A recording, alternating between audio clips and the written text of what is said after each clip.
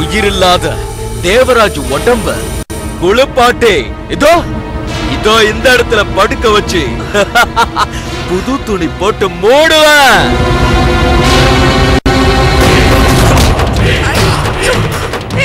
ஓடி ஏய் கூப்பிடு கூப்பிடு உன் தெய்வத்தை.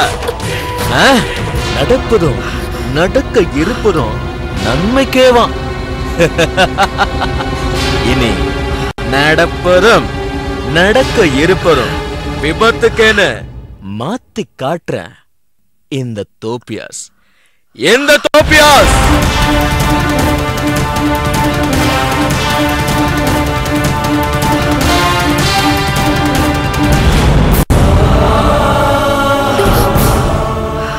விட மாட்டேன்.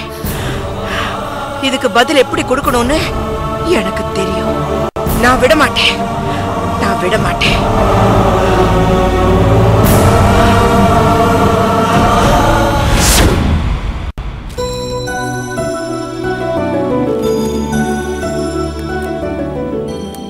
இந்தாப்பா. எத்தனை தடவை எழுதி கூட்டினாலும் எதுவும் மிச்சம் இருக்காது. வாடகை ரொம்ப ஜாஸ்திமா. நமக்கு எதுக்கு இவ்ளோ பெரிய வீடு? எத்தனை தடவை எழுதி கூட்டினாலும் எதுவும் மிச்சம் இருக்காது. வாடகை ரொம்ப ஜாஸ்திமா. நமக்கு எதுக்கு இவ்ளோ பெரிய வீடு?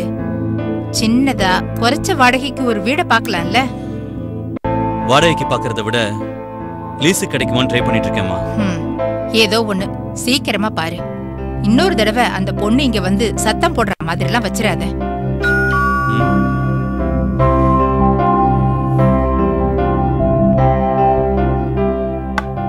வாயம்னா பிரகாஷ் இருக்கானா அண்ணி? இருக்காமா. கார கவனிக்கல. வர வர அக்கம் பக்கம் கவனிக்கவே முடியல. வாங்க ஆண்டி. உட்காருமா. என்னமா நடந்துச்சு? கேட்கவே கஷ்டமா இருக்கு. எதையோ கேள்விப்படுறோம். என்ன நீ சொல்றது? ராணி சொல்றத மட்டும்தான் மந்திரம் நினைக்கிறாரு. அவர்கிட்ட நான் நிரபராதின்னு நிரூபிக்கணும். சந்தோஷமா வாழ்றதுக்காக இல்ல, சாவறதுக்கு முன்னாடி நான் அவருக்கு துரோகம் பண்ணலன்னு அவர் தெரிஞ்சுக்கணும். பிரகாஷ் வந்து நான் சுஜாவை பார்க்கணும். சுஜா எனக்கு அவ வீடு தெரியாது. என்ன யமுனா திடீர்னு சுஜாவை பார்க்கணும்னு?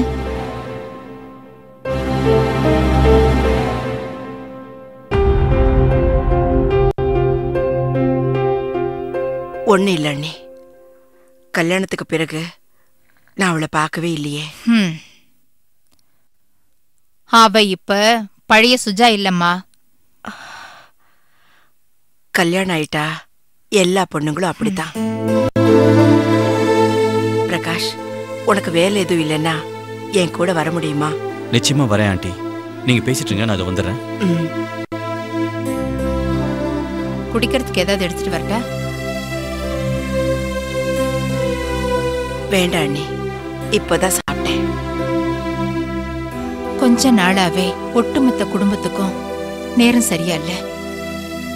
யார் கண்ணு பட்டதுன்னே தெரியல. 2 குடும்பத்துக்கும் இருந்த சந்தோஷம் இல்லவே இல்ல. எல்லாம் நம்ம விதி.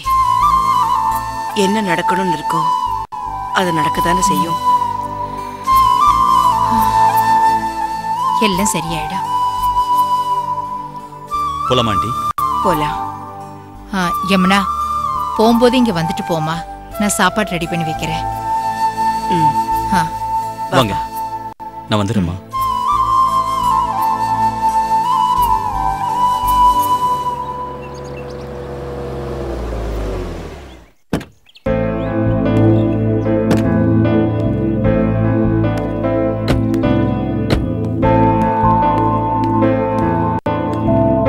வாங்க ஆண்டி.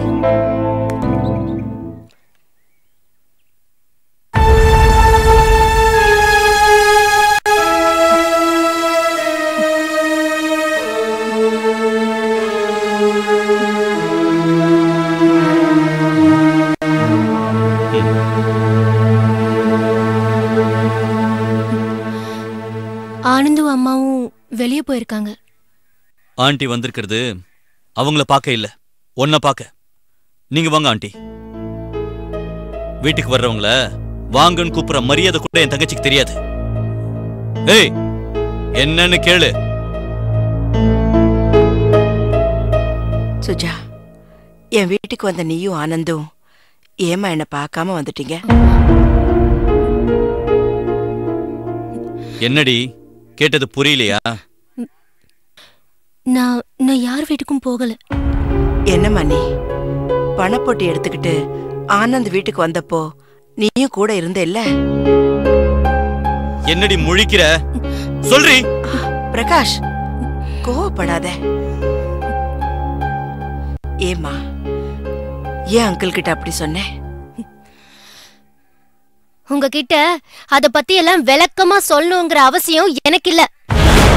ஏய், கேட்ட கேள்விக்கு பதில் சொல்லாம என்னடி ஏத்து பேசிட்டு இருக்க? இவங்க யாருன்னு தெரியும்ல? யாரா இருந்தாலும் எனக்கு கவலை இல்ல. ஏய், பிரகாஷ், சொன்னா கேளு. அவ நம்ம வீட்டு பொண்ணு, ஏதோ தெரியாம பேசுறா. நீ சும்மா இரு.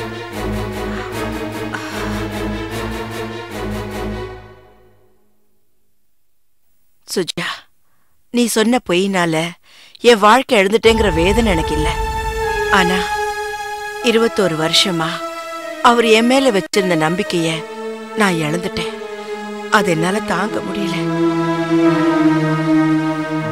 உன்னால மட்டும்தான் நான் தப்பு பண்ணல நிரூபிக்க முடியும். ஒரே ஒரு வார்த்தை, நான் சொன்னது உண்மை இல்லைன்னு உங்க அங்கிள் கிட்ட சொல்லு. நான் எதுக்கு சொல்லணும்? அந்த பணம் உங்களது தானே? அது நீங்க அங்கிளுக்கு தெரியாம ஒளிச்சு வச்சிருந்ததும் உண்மைதானே? ஐயோ சுஜா, அந்த பணத்தோட கதையை சொன்னா உனக்கு புரியாது. நீயும் ஆனந்தும் செய்யாத ஒண்ணு சொல்லி அவர் ஏன் குழப்புறீங்க? நான் சொன்னதால மட்டும் அங்கிள் குழம்பி போல. அப்படியே வச்சுக்கோ. இருந்தாலும் நீ சொன்னது கதை பொய்ன்னு உங்க அங்கிளுக்கு தெரியணும். என்னால எங்கேயும் வர முடியாது, எதையும் சொல்லவும் முடியாது.